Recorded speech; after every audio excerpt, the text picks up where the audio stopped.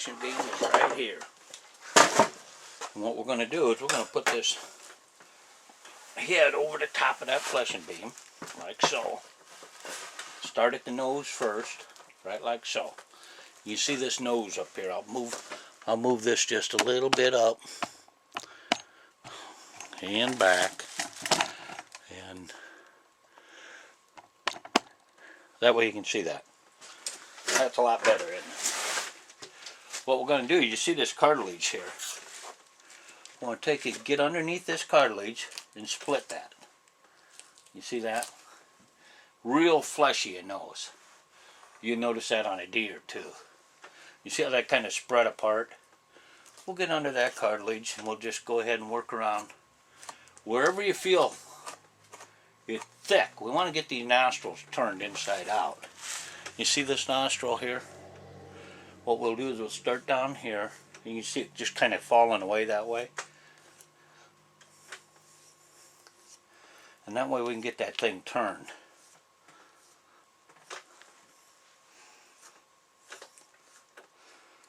And we want to be careful. You don't want to cut too much around there.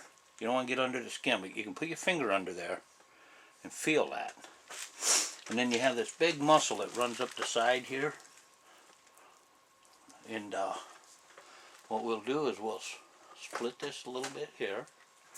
And then I want to get this muscle out of here. So what I'll do is I'll just get right down here on the edge. Get down the skin. I can see the skin here. And I want to get that, because that's a little bit too much for salt to get through. Because I'll let that salt for a day before I put it on the fleshing machine. You see how that comes off of there? That's a big piece of muscle right there. You'd almost fry that baby up, but I wouldn't. It'd probably taste pretty bad. But anyway, you see that piece of muscle that come off of the side of the nose? That's this one right here.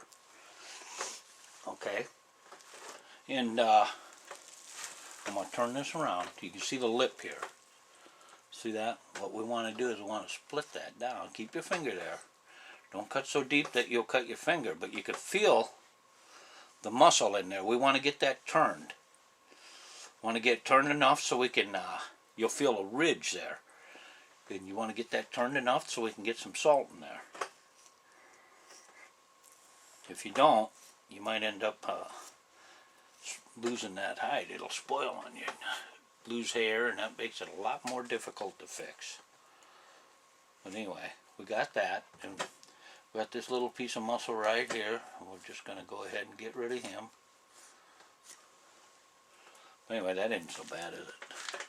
And then we just go up here. You see, you got, it's kind of thick there. And what you want to do is get your finger in there and you can feel that. Just keep working that up there like so. You can feel that go all the way up. And then when you get done, you just go ahead and shave that off a little. Just take it off down there, down to the skin. You see your skin there, right there. Your skin and your whiskers. Don't cut too deep to cut the ends off the whiskers. But anyway, this knife is a cheap knife, but it's one of the better knives I've found for doing this type of work. I can't even remember where I got it, but I thought I'd try them. But anyway, that's the one nostril. This is the tear duct here. When we get ready to get down by the eye, in fact, we'll go there right now. That way you'll see this tear duct. I'm going to put the point of the fleshing beam right in there. And remember when we were fleshing this, they got a lot of muscle right around here. What we want to do is peel that slowly back. And I'm going to do it so I can show you how much they got there. It's one of those little detail areas you have to think about. You see that? See how much muscle is right there? Now I'm down to the skin right there now. But that is muscle right there. And we'll just peel that right off of there. And then, I'll tell you what that'll do is that'll make it a lot easier when you get ready to mount this baby up, that you don't have all that extra junk in there, and it'll make a lot nicer mount. But you can see all the muscle down along here where we got this pink. And I'm going to get that off of there. Because when like I say, I'm going to salt this. And when I want to do it, I got to make sure when I get around the eye, and this is the eye right here, I want to make sure that I get around this eye good. So when I get ready to tan it, that tanning cream will get in there. I know some people say they send their stuff away to be tanned. I save my customers a little money by doing it myself. That's the way I am. I try to save a little bit. I don't have to charge as much for my mount. I don't have to pay. I can tan this elk hide for about $25.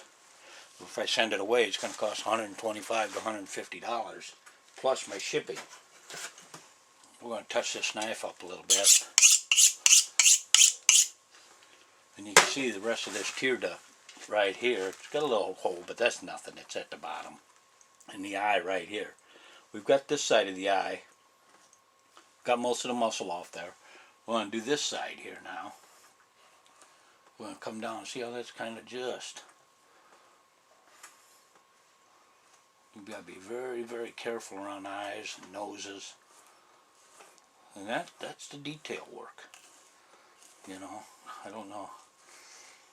There's so much detail work. And this is some of it right here. I like to get my eyes.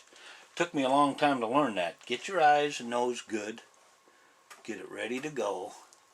And then when you come back for it, you don't have to worry about that crap. See this waxy stuff that come out of the nose?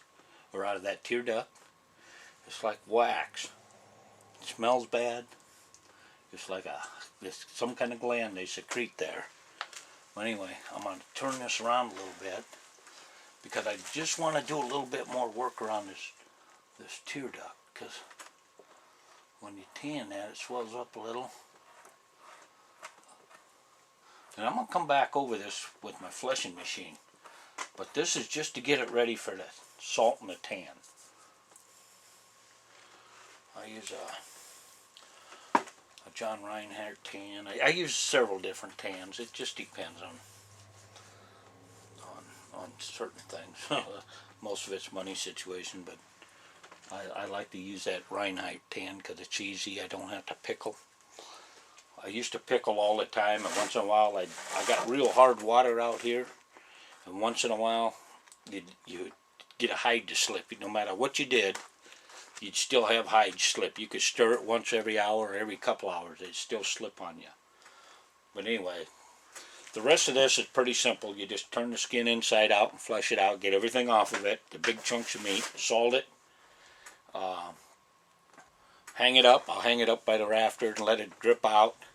And then tomorrow I'll come in and I'll wash that salt off. Let it hang out, dry a little bit. And then I'll put that tanning cream on there. And I'll leave that on there a good day or so. And then I'll roll it up, put it in the freezer. And when my form comes, I'll take it out. I'll rinse it out. Get it ready to mount up, and we'll be ready to go. And I'll show you that, because we're going to do this elk start to finish. But there's no sense in showing you this. This is pretty straightforward, turning these inside out and fleshing them down. I showed you the nose.